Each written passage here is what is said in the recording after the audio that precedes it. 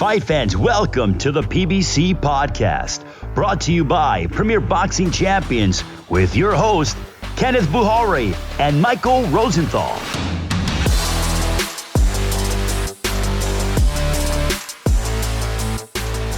Welcome everyone to the PBC podcast. I'm Kenneth Buhari. And I'm Michael Rosenthal, editor of USA Today's Boxing Junkie.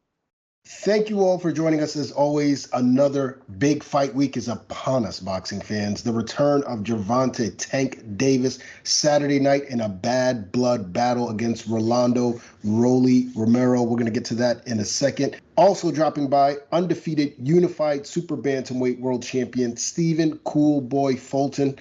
And in this week's toe-to-toe, Mike and I will list our 5 greatest lightweights of the 21st century. But as promised, let's start off with the PBC Fight of the Week.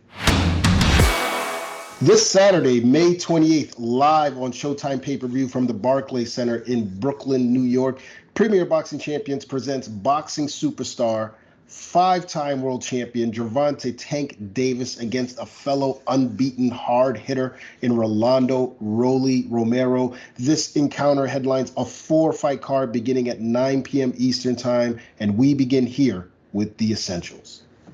Okay, here we go. Gervonta Davis, 26-0, 24 knockouts. Romero, 14-0 with 12. They're both 5-0 in their last 5, obviously, and both have 4 knockouts in each of those 5 fights. Last fight for Davis was the unanimous decision over Isaac Cruz in December. Romero stopped Anthony Yiggett in the 7th round this past July. 92% knockout ratio for Davis, 86 against Romero. 108 rounds for Davis, professional rounds. Romero, 51. They're both 26 years old. Davis turned pro in 2013, Romero 2016. Davis is a southpaw. Romero is orthodox, fights from an orthodox stance. They are 5'5.5". Davis, 5'8" for Romero, has a little advantage there, but the reaches are similar. 67.5 for Tank, 68 for Romero. Davis is from Baltimore, and Romero is born and raised in Las Vegas.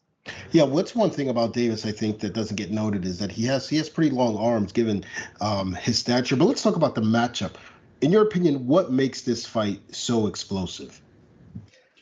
The obvious, I guess, both guys are big punchers. They're a combined 40-0 with 36 knockouts. So that's no accident. You know, both guys can whack. And I think all the pre-fight trash talk also raises the temperature. Big punchers, high temperature, that's combustible. Yeah, this is a fun fight. Yeah, absolutely. I'm looking forward to it. I mean, I think that Davis obviously showed some boxing skill. Not that it wasn't there before, but we saw it come to the fore against Isaac Cruz when he injured his hand. And Romero, you know, everyone talks about his power punching ability, and you know, his last fight against Anthony Yiggett, I think, was a more impressive win than people realize. Yiggett defeated Sandor Martin, who, as we know, went on to beat Mikey Garcia. So that win looks better with time. What are the keys to victory for Davis? For Davis, well, I think Romero's best chance, maybe only chance to win the fight, is by using his power. Davis is the better boxer. As you sort of implied, he's underappreciated. He's a really good boxer. So if he's patient, if he uses his skills and doesn't get carried away, I think he'll build a lead and probably land more and more power shots as the fight progresses. That's what I advise him. Just take your time, be smart. He's the better all-around fighter. Right. What about for Romero? How does he win on Saturday night? Well, I don't know, maybe I have a slightly radical take on this, but as I said, Romero's best chance to win is by using his power. So I would do what Cruz did against Davis, stay on top of him, try to make him uncomfortable, you know, with volume punching. And if he's able to do that, if you don't allow Davis to dictate the distance and the pace, maybe you can compete with him. You know, of course, an aggressive approach also could be suicide against Davis because of his power. And that's what makes him so good. The guy can box, he can also knock you out with one punch. But that might be Romero's best chance to win the fight. Yeah, it may be. Look, he's He's a big guy for the weight, period. Also, Right. He's got some athleticism, he's got some power, and he's got some counterpunching ability as well. So I wouldn't be surprised if he looks to catch Davis coming in, or to your point, get in there and make it a fight and go toe to toe and try to land your best shot. Who are you picking? However Romero decides to fight, I think Davis is going to do what he does. He'll be patient. He'll outbox his opponent, which includes his underrated defensive skills, really good defensive fighter. And then at some point he'll hurt Romero, I think, and then he'll do it again and probably again until suddenly the fight's over and Davis has his hand raised. I think Tank's going to get a late knockout, maybe KO 9. Yeah, I like a late knockout as well here too. If Tank takes his time, I think this is a very, very dangerous fight for him because of Romero's unorthodox style. It's going to take some time for Tank to sort of get accustomed to that style. And look, that makes the early rounds very, very dangerous for him until he gets a beat on it. But I expect him to do what an elite fighter does: take his time, break his opponent down, and get him out of there. Now, in the co-feature, 2-division world champion Erislandy Lara defends his middleweight title, the WBA middleweight title, against veteran Gary Spike O'Sullivan. Mike, what are your thoughts on this matchup? Well, first, for me, it's a test to determine what Lara has left at 39 years old. Sullivan, who's 30, he's not young either, he's 37, has fallen short in his biggest fights, but he's a solid, experienced guy with some power. He's nowhere near in the class of a prime Lara, but we'll see where Lara is. And Lara, this is could be I think what he sees it as is a stepping stone to fights against the big name guys. I think he wants to make one more title run at 160 pounds. Yeah, and you brought up an interesting point about Lara. We've seen him a lot more flat-footed in recent fights. Obviously, O'Sullivan is going to try to make it a dogfight, and I think that makes it, at the very least, makes for an exciting bout. Where do you rate this version of Erislandy Lara today? It's hard to say because he hasn't faced an elite opponent since he drew with Brian Castano in March 2019. So it's been 3 years since he's really had a tough test. I tend to think he's slipped to some degree because of his age, but you mentioned sort of a change of style, although I think he's pretty effective with that style. It's just interesting, but he's so experienced, he's so skillful that he could still be competitive, I think, with almost anyone, perhaps anyone. Golovkin is 40 and he's still on pound for pound list after all. So let's see how he looks on Saturday, but I think he's still a really good fighter. Yeah, that's a really good point. That's actually a pretty good matchup now that I think about it. How about O'Sullivan? How can he beat Lara? I think he has to hope that Lara has declined substantially. Otherwise I don't really see how he wins. He's got some skills. He's a good counterpuncher, for example. He's a tough guy, again, with a little bit of power. He'll probably keep coming until Lara hurts him.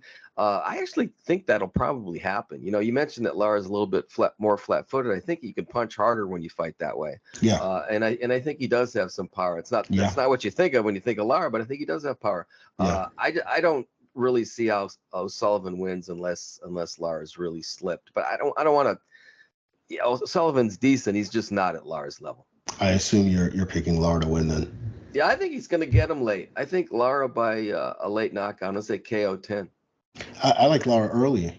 He has that sort of shocking power, as we've seen, and he's got the accuracy, he's got the experience, the ring know-how. So I think maybe he catches O'Sullivan with something he doesn't see in the early rounds. I like Lara TKO 3. Now, the third bout of the evening features a rising young sensation, undefeated Jesus Ramos, taking on a rejuvenated Luke Santamaria in 10-round super welterweight action. Mike, just a quick turnaround for both guys. For Ramos, they actually fought on the same card in February. Ramos scored that great fifth-round stoppage of Marcos Hernandez. How does this quick a turnaround benefit a young fighter like him? It's not. I understand what you're saying. It's not that quick because it's going to be close to 4 months. But I think it's good. Generally speaking, I think it's good for a fighter's development to fight often. Guys don't do it enough. Right. So it's a good thing. And he's fighting solid opponents. Not like he's fighting nobodies, which is even better. He's doing what it takes to be ready for the next step when it comes. Yeah, I like the way he's being developed. This is another nice step up. Different sort of style for him to deal with, but another veteran opponent that could help him develop and could cause some problems for him. We saw what Santa Maria did on that same card against Ramos's uncle, Abel Ramos, winning a decision. This is a pretty quick turnaround for him as well. I assume you think that benefits a fighter regardless of age, or? When you threw in that last part, that made me stop and think for a second. I think that when you get older, you need more time to recover. Yeah. So you definitely don't want to fight too often, but these aren't old guys. So I think both guys benefit from it. Now, Santa Maria, as I mentioned, beat Abel Ramos. I think that came as a surprise to many, given what we've seen from Ramos in his past few fights. What do you make of his resurgence in the sport? Now, he lost that decision to Paul Kroll, which I guess was controversial. I think some people thought he might have done enough to win the fight, but he didn't let that keep him down at all. He won consecutive fights, consecutive decisions after that over veteran Devin Alexander. He's long in the tooth, but he's still Devin Alexander. And then he beat, as you mentioned, Ramos's uncle Abel, which was a pretty impressive win. I think if he lost any momentum against Kroll, he's regained it. And obviously, he'll take an enormous step if he can beat Ramos. Yeah, for sure. I mean, Ramos to me is just an incredible, a special young talent. Why is he so good? Well, I think he can do it all. But the thing, and I've mentioned this on the podcast, the thing that really stands out to me is his poise at 21 years old. He may look to me like he's in his late 20s the way he fights.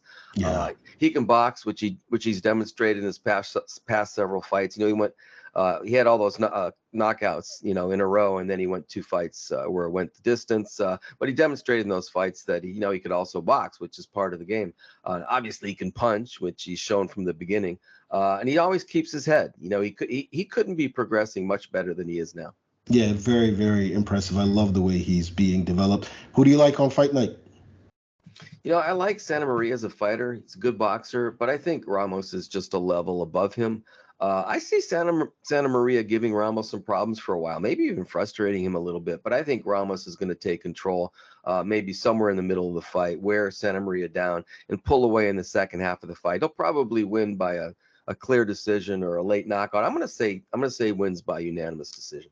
Yeah, I think that's a good, safe pick. I'm going with Ramos by late round stoppage here. I wouldn't be surprised if Santa Maria extends him to the distance, gives him a few problems. But I think Ramos figures him out. I think he's got a great ring IQ, knows how to break fighters down, and that he's going to do that on Saturday night. Now, in the TV opener, Eduardo Ramirez faces Luis Melendez in 10-round super featherweight action. Just a great card all around, and more to come a week later when this man returns. He is the unbeaten, unified world 122-pound champion, but he'll be in tough Saturday, June 4th, as he takes on two-time world champion Danny Roman atop a Showtime card from the Armory in Minneapolis. Cool boy, Stephen Fulton Jr.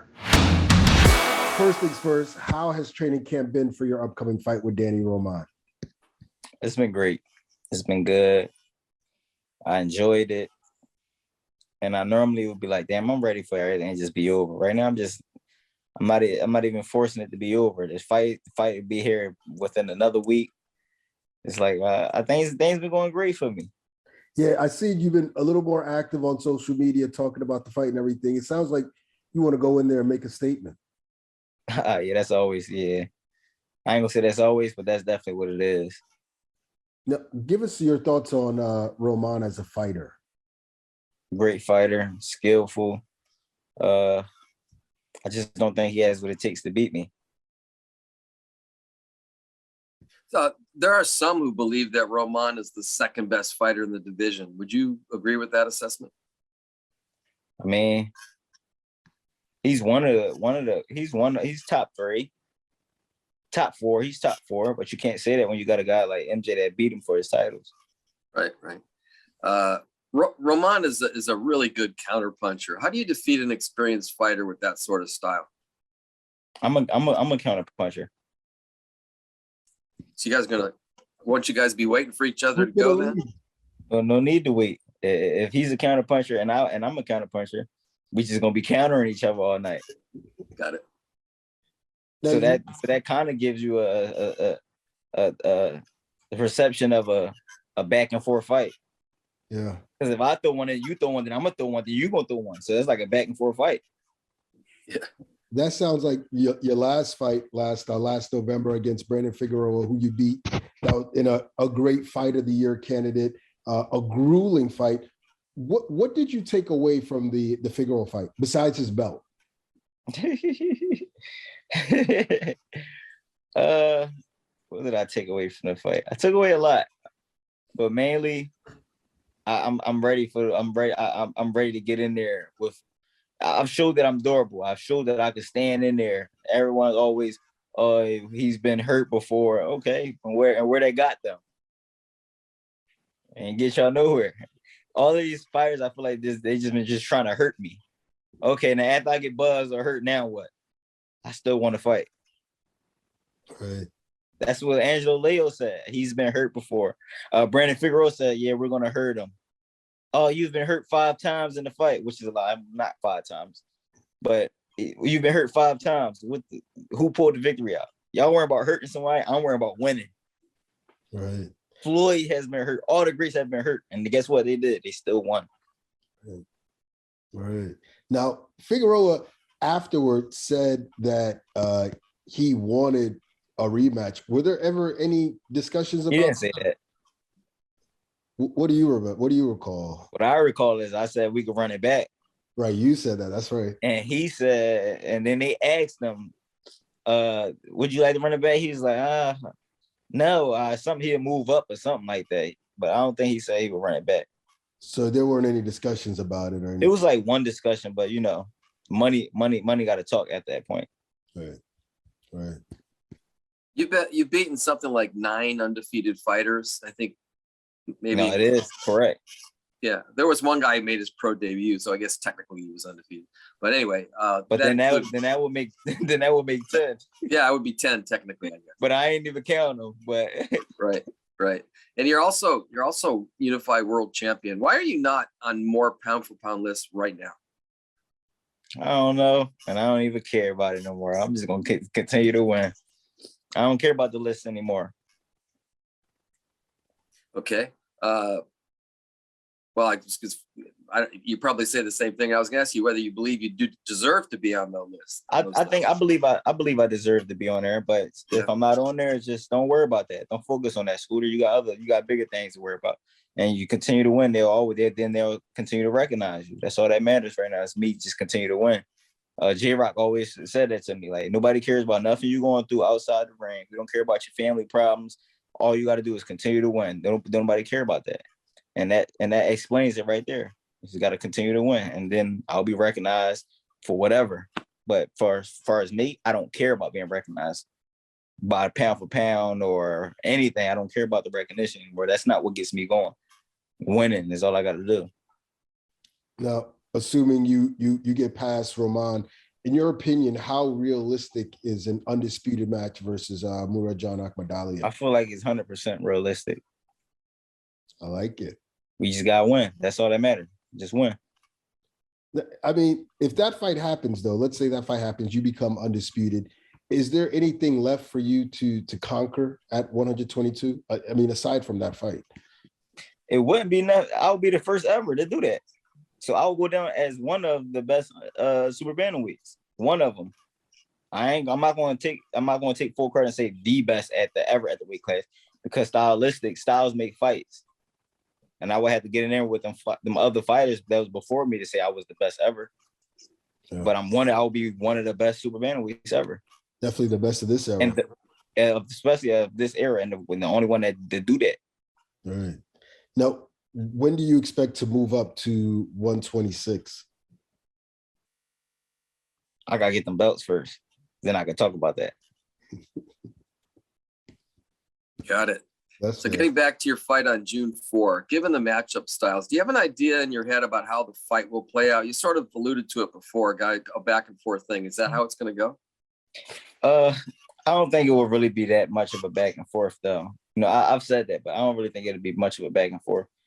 I think I'm going to show a lot of separation in this fight. I'll show a lot of separation. I like it. So last question. There's a big 135-pound matchup this weekend between Tank Davis and Rolando Romero. How do you see that fight playing out? That's a good fight. It's a funny fight, but it's a good fight. It's a funny fight because they really don't like each other, and they've been talking trash. So that's a good fight. But I feel like damn, it'll come down to whoever gets tired first, in my eyes, because they both pack a punch. But very good. Tank, I do know Tank start off real fast, like fresh and strong in them early rounds. So if Rolly can't take that, then the fight will be over quick. But Tank just showed he can box in his last fight. And even if he don't get the knockout, he can finish the fight. He showed that in his last fight. True. Yes, he did. Stephen, we know you're busy preparing for a big fight. We appreciate you taking the time. No, thanks. I appreciate y'all. These two guys have been going at it for years. Romero's had beef with Tank Davis. But not Tank out. Simple as that. You trash. He's not showing any type of respect towards Davis. I want to win big. This will be a statement. Gervonta Davis on lethal left uppercut. Go and get them goddamn down. Give him that old-fashioned ass whooping. I'm badass. Rolando Romero's tongue as sharp as his punches. I'm gonna fuck him up. Get that fool! Kidnap that fool! Get him! Get him! Get him! Get him! Get him! Get him! Get him! Get him!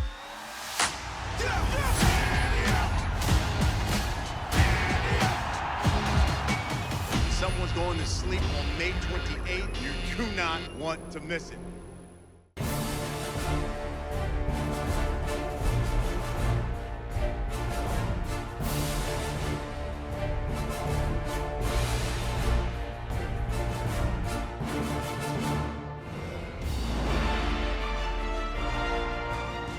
All right, it's time for the week in review. And last Saturday from the Gila Arena in Glendale, Arizona, Phoenix's own David Benavidez, the undefeated two-time WBC World Super Middleweight Champion, took on former world champion David Lemieux for the WBC interim 168-pound title. And man, did Benavidez look scary good, knocking out Lemieux, forcing the corner to stop the fight in the third round to win that interim belt. Mike, what were your thoughts on the fight?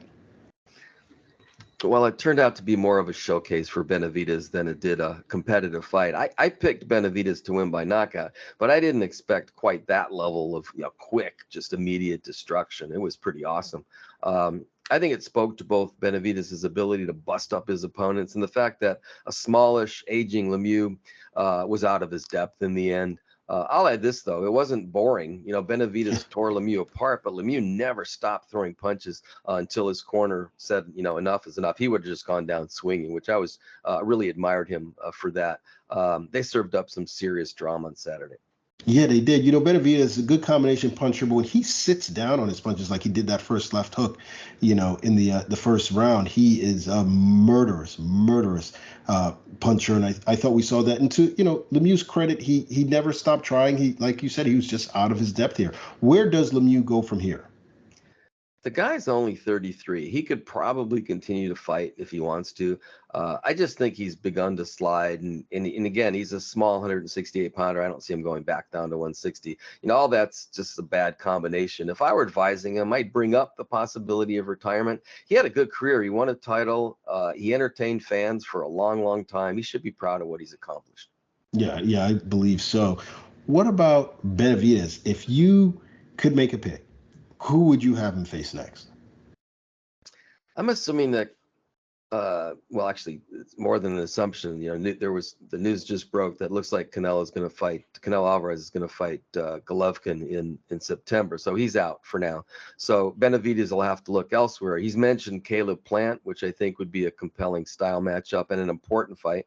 I like Benavidez against Jermall Charlo if Charlo is willing to move up to 68.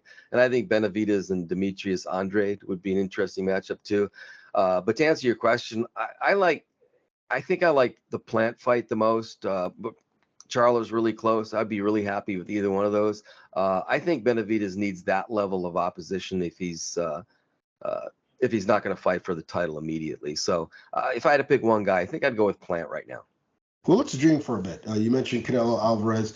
Based on what you saw on Saturday night and what we saw with Canelo against Dimitri Bivol a few weeks ago, granted that was at light heavyweight, how does Benavidez fare against Alvarez? I'm stating the obvious, I guess, when I say that'd be a significant step up in opposition for Benavidez, whose toughest opponent to date probably was Anthony Durrell. Tell me if you think I'm wrong. Yeah, I think you're that's right. probably the case. And if it takes a style like Dimitri Bivol's to beat Alvarez, then, the more aggressive Benavidez, he could have a hard time. That said, I think he'd have a better chance against Canelo than some people might think. He's a good, clever boxer with a great jab and quick hands. I think all that's underestimated because he's so big, strong, and powerful. He throws punches and bunches, which I absolutely love. And again, he's just a big, strapping guy with heavy hands. I think he'd be a handful for anyone in the business, and that includes Canelo. I think it might look a little bit like Canelo's fights with Golovkin. I really give Benavidez a decent chance of winning that fight, and I would just absolutely love to see that matchup. Yeah, I mean, look, it really depends on what Benavidez can take. If he can take as good as he gives, then we've got ourselves a fight of the year, maybe a fight for the ages, and Canelo's going to be facing some real adversity. David Morrell also called out Benavidez right here on the PBC podcast. I saw he tweeted something out again yesterday or a couple days ago. What are your thoughts on that matchup? It's probably a little too early for Morrell, but I think that would be a competitive fight because of Morrell's just talent. He's just really super talented guy. He's a really good boxer, and he has power on top of that. I could see him frustrating Benavidez to some degree with his movement. And then landing some eye-catching shots, which is what Morrell does. I picked Benavidez for the reasons I stated earlier about a potential fight with Canelo, but I think Morrell would make him work really hard, and he would have a chance to win that fight. Again, based mostly on talent. Yeah, I think it's a competitive fight now. Imagine what it will be, a year or so from now as Morrell gains experience. But I think you have to give the edge to Benavidez as it stands. How about Benavidez versus Caleb Plant, the fight you brought up? I have a ton of respect for Plant's boxing ability and athleticism to boot, but I'm not sure he has the power to keep Benavidez off of him. I imagine Benavidez patiently walking him down, jabbing, pounding the body, gradually getting to Plant and then breaking him down. I think it's an interesting boxer versus boxer puncher matchup, if you will. And I'd give Plant a chance. I think he's that talented in terms of his boxing skills. Remember, I think there were people who thought Uzcategui would be too strong for Plant. Look what happened in that fight. So that popped into my mind. And he gave Canelo some problems until the end. He's a really, really good fighter. So I think that's a really good matchup. It'd be a really fun fight. And the pre-fight stuff would be fun too. Oh, yeah. I can't wait for the build-up for something like that. And I think that this is a true 50-50 fight, the kind of fight you want to see two guys in their primes with elite skill and will. And so I'd love to see it. Last fantasy matchup for you, Benavidez versus Jermall Charlo. I love this fight as much as the others. If Charlo were a natural 168-pounder, I might pick him to win this fight. But moving up a division to face a guy like Benavidez, man, that's a tough assignment, even for an excellent, superb all-around fighter like Charlo. I think Charlo would have a lot of success in the first half of the fight, but I envision Benavidez picking up steam in the middle rounds and sort of taking over, in large part because of his size advantage. Competitive fight for sure, 100%. I think it's probably pretty close to a 50-50 fight, but I'd give Benavidez the edge. But bottom line for me is I'd love to see that one too. Yeah, and that'd be another great buildup as well. I think we'd have to see how Jermall looks at 168. He could be draining himself or hurting himself going down to 160. Could be an even better fighter in a higher weight class, and that definitely makes things interesting. Now, in the co-feature, we saw rising, unbeaten super welterweight Yoelvis Gomez take on Jorge Cotto, and Gomez extended the distance for the first time in his career. He came in 5-0. Now he's 6-0. Had 5 knockouts before that. So this is his first decision, 10-round unanimous decision. What'd you make of his performance? The short answer is that I don't know. I'd give him a C for his performance. It was like he didn't know what he wanted to do in that fight. He started out as a slugger, headhunting, looking for a knockout. Then in the middle rounds, he sort of like took time off a little bit. Like he's like, okay, that's really not working, so I'm going to try something else. And then in the end, he was probably at his best. He became more of a boxer.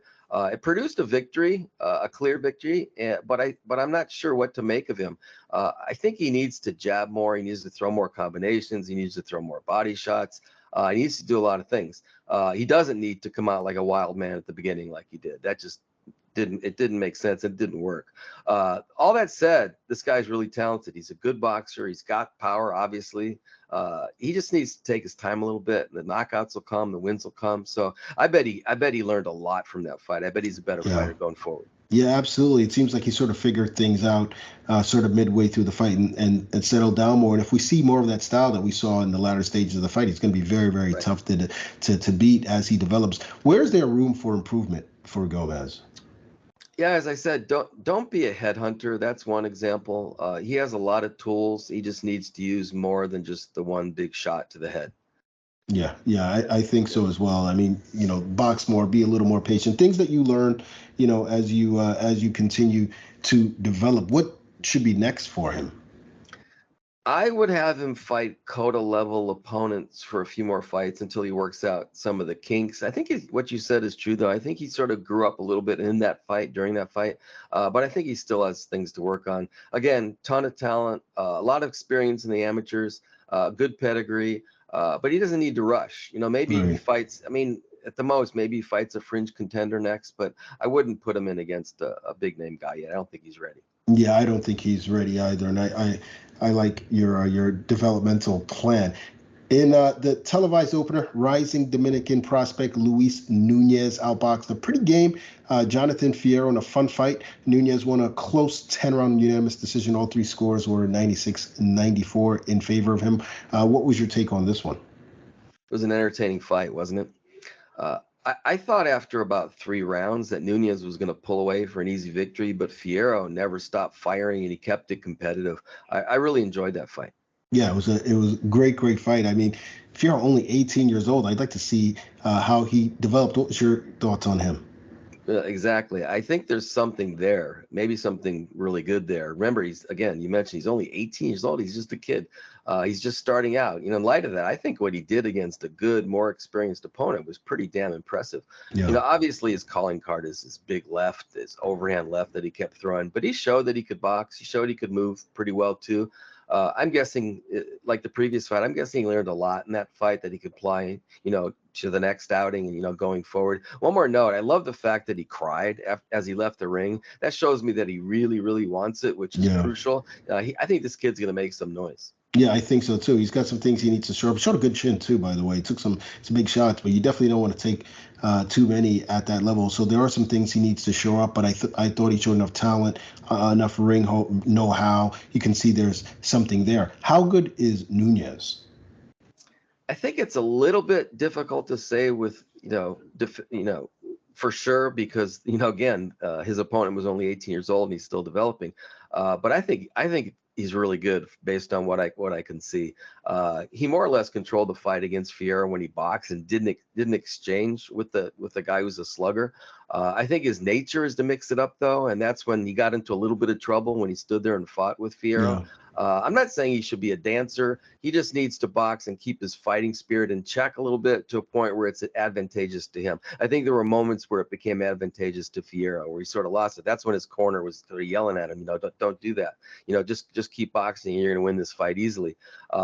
Anyway, so my advice would be don't overdo it. I think this guy could have a lot of success. There's a lot there. Yeah, there is. He's still only 22. I think he still has developing to do as well. Who would you like to see Nunez face next? Well, he probably shouldn't jump from teenager to a contender, but I could see him fighting the right fringe contender, someone at that level. I thought of, one guy popped in my head was Angelo Leo. Then I thought better of it. Like, not yet. That's too big of a leap. Maybe 2 or 3 fights he fights a guy like that. Because you said, I think he's still developing too. But I could see him fight like number 15 guy if it's the right guy, something like that. He's good. He's a good fighter. Yeah, exactly. Just continue to move him along.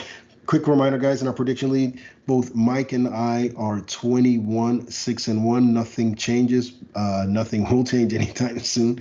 It's easy, but we still got a long way to go, and we'll be right back.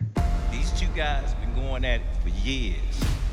Romero's had beef with Tank Davis. But not Tank out. Them boys that. You trash. He's not showing any type of respect towards Davis. I want to win big.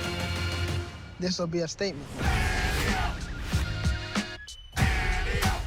Gervonta Davis on lethal left uppercut. Give him that old-fashioned ass whooping. I'm badass. Rolando Romero's tongue as sharp as his punches. I'm gonna fuck him up. Get that fool! Kidnap that fool! Get him! Get him! Hit him! Hit him! Hit him! Hit him! Hit him!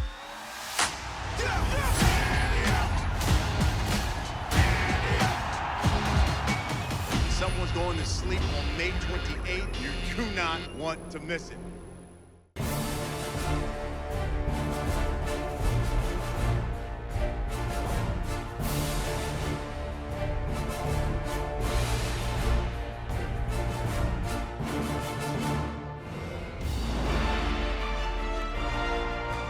It is time for Mike and I to go toe-to-toe, and toe-to-toe we shall.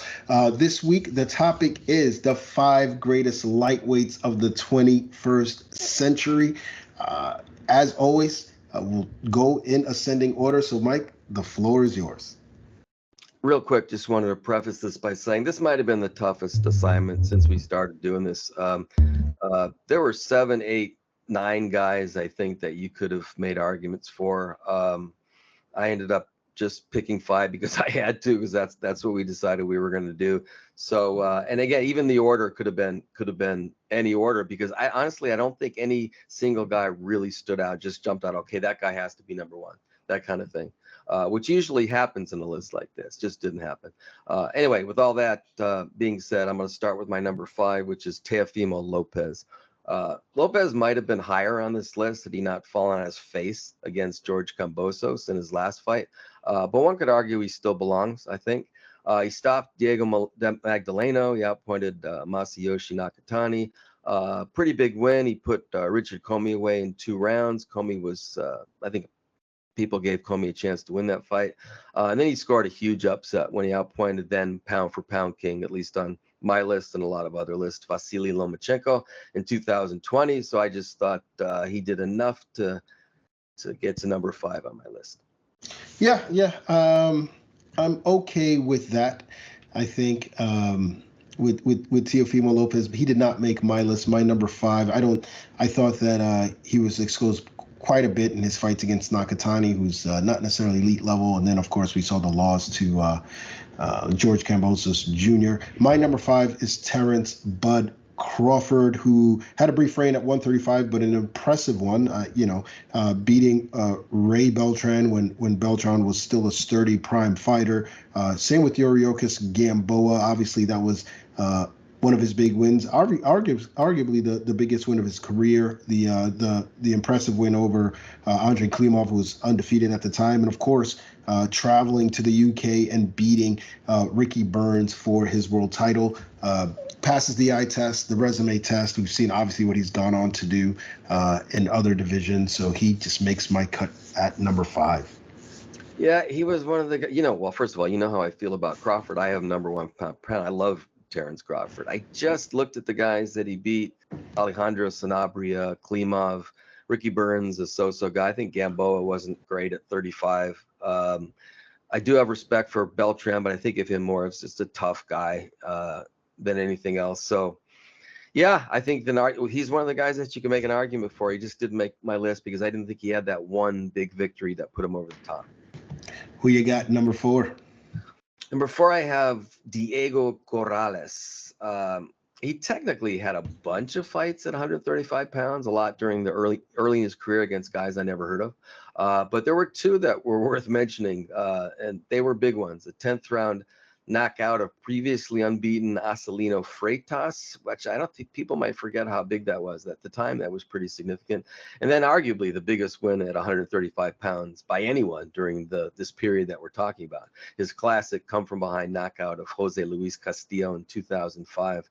I think he had to be on the list because of that victory alone, but he did a lot at 135, special fighter.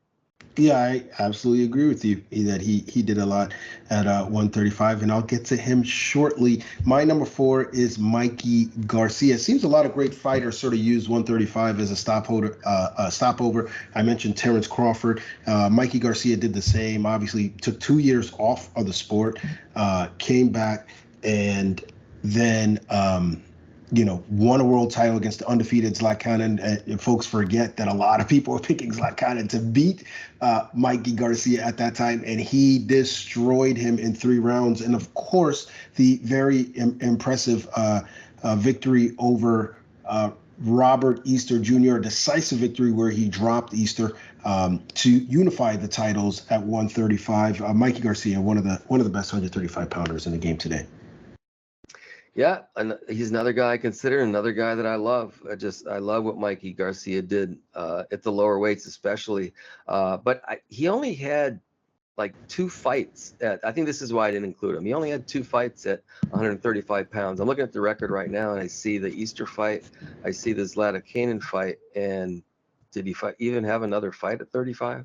I don't think he did. Yeah, I think the first fight when he came back was a little bit over the weight, I think, against Elio Rojas when he first returned to the ring. So it was like 138. 138. But anyway, you're right. I mean, you're right. You could argue that it should be Mikey Garcia because this was just really hard. So I chose 5 because I had to.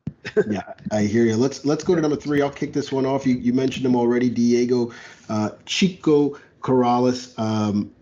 Boy, what a fighter this man was. We know what he did at 130. And then at 135, he had those incredible battles with Diego Corrales. I believe that victory over Corrales and one of the greatest fights, certainly for me, the greatest fight I have ever seen in my life, and was extremely impressive. But folks forget, too, that also at 135, he knocked off Acelino Freitas in a very, very impressive performance, an undefeated world champion in Freitas, where you just broke him down and then dropped him 100 times.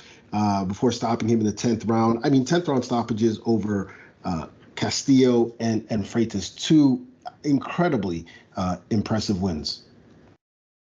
Yeah, and he was fun to watch on top of everything else. May he rest in peace. Yes, and a great boxer, too. To add, we saw what he did against Casamayor in the rematch. Who's your number 3? So I think this is where we're going to have our disagreement because I know how you feel about this guy, but my number 3 is Vasily Lomachenko.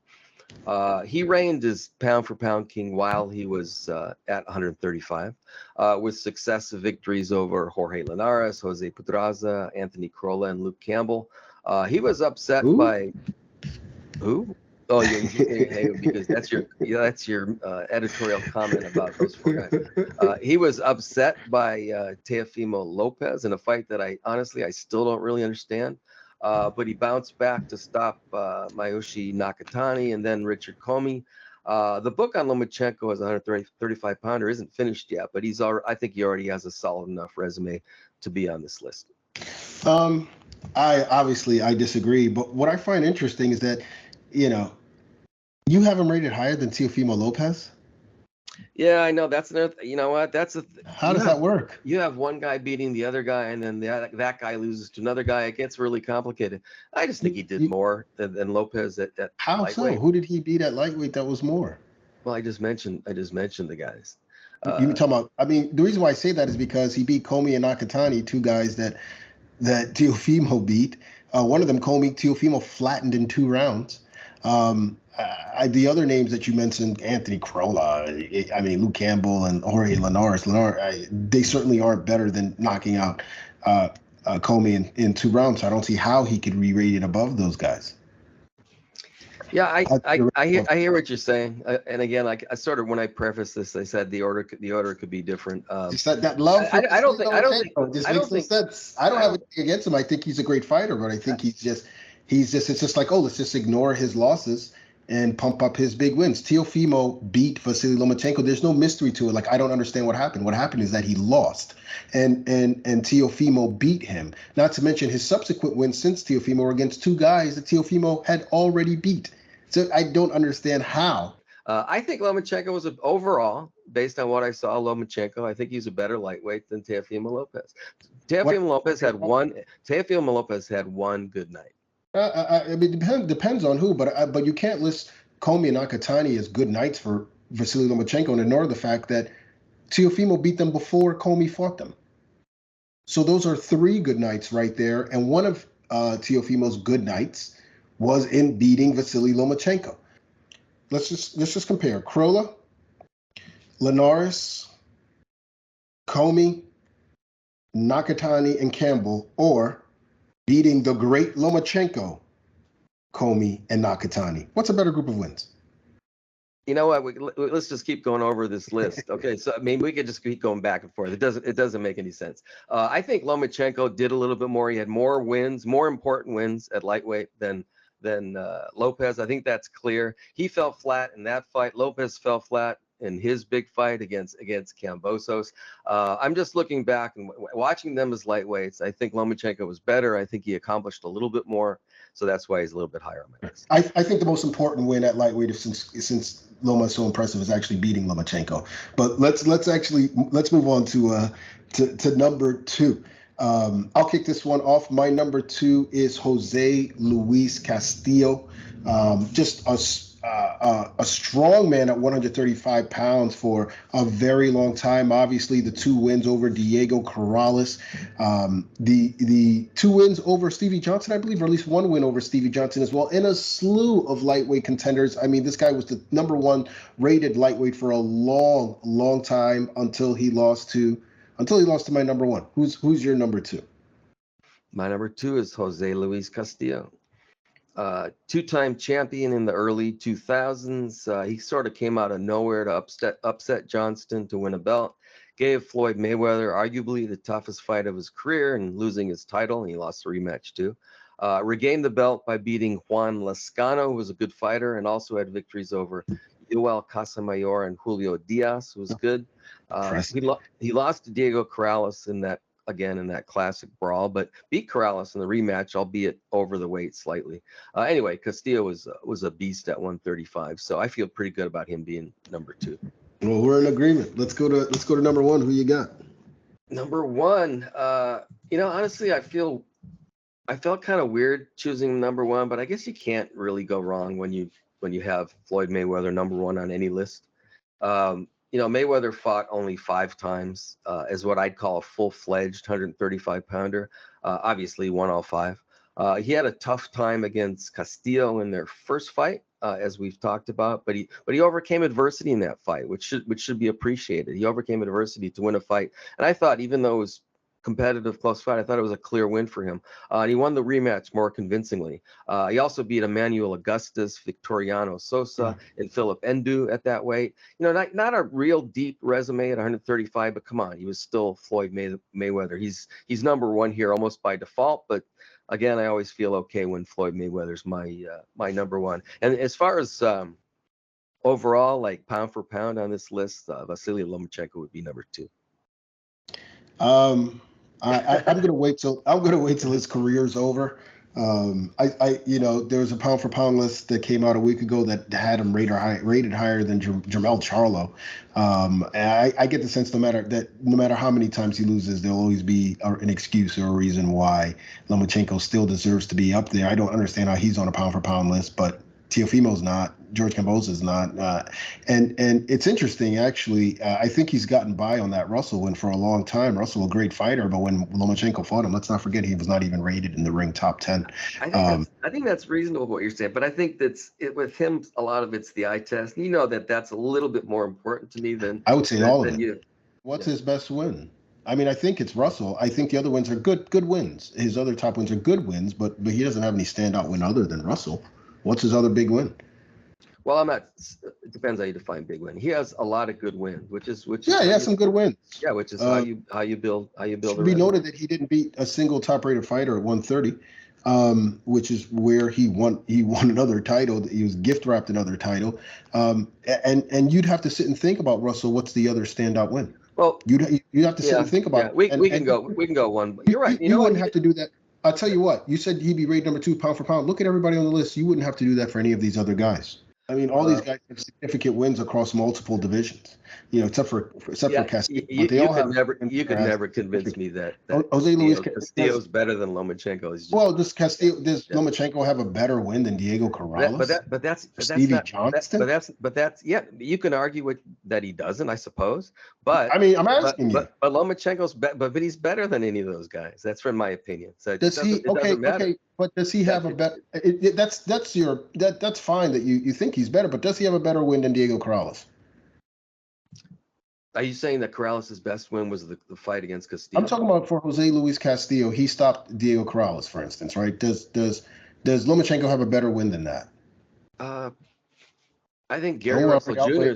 is better than Castillo, so maybe. But he was young. I have to say that Russell was.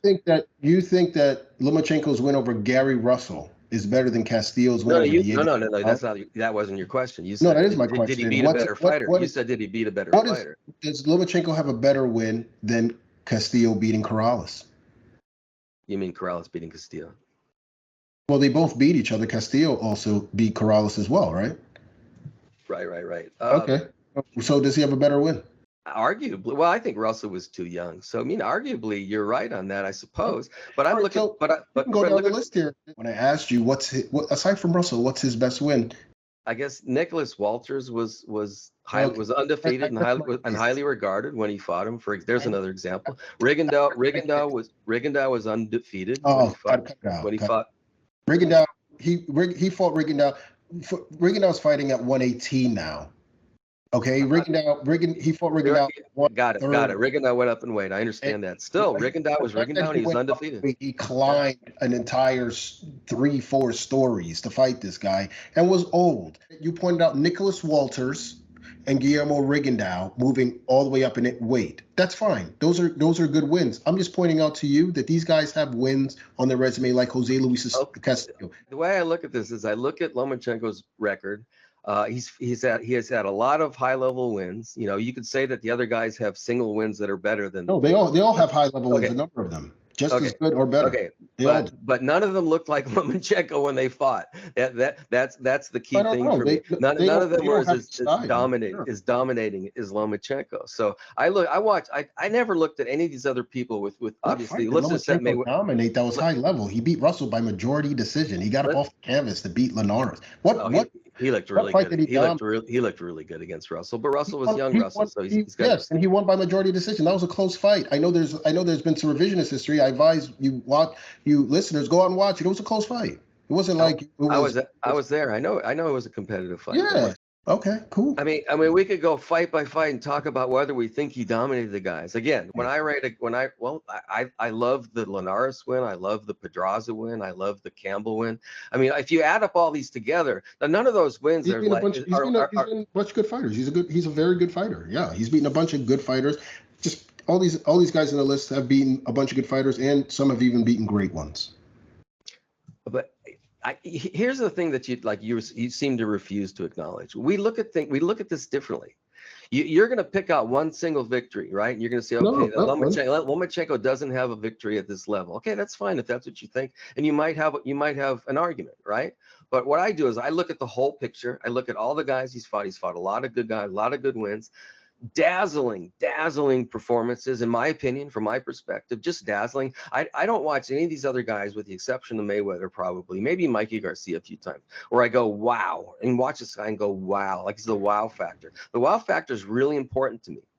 The resume is important. The eye factor, the eye test is important to me also. But when a guy rises to the level of wow, not to mention number 1 pound for pound, which very few of these guys have, maybe just Mayweather. All these things are important to me too. So it's just a different way of looking at it. I'm not sure I'm looking at it any differently from you. I'm just reaching all those guys that listed. Terrence Crawford wows me.